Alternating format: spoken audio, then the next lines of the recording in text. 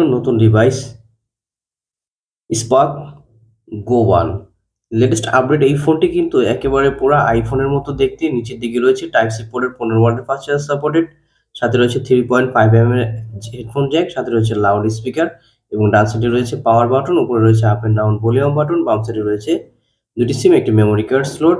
Officially এই ফোনটি একটি ভেরিয়েন্টই লঞ্চ করেছে, 4GB RAM 64GB ROM 5000 mAh battery এবং কি ফোনটিতে front side Gorilla Glass protector ব্যবহার করা রয়েছে। আর এই ফোনটিতে কিন্তু 120 রিফ্রেশ রেট ব্যবহার করা রয়েছে।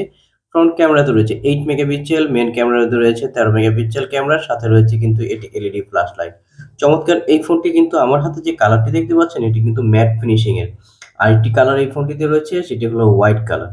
তো এই ফোনটিতে অফিসিয়াল 1 বছরের ওয়ারেন্টি সহ 7 দিনের রিপ্লেসমেন্ট গ্যারান্টি সহ পাওয়া যাবে। ক্যামেরাতে কিছু অপশন রয়েছে, এআই ক্যামেরা, তারপর রয়েছে ভিডিও মোড, তারপর রয়েছে শর্ট ভিডিওর জন্য আলাদা অপশন ফোনটিতে দেওয়া রয়েছে।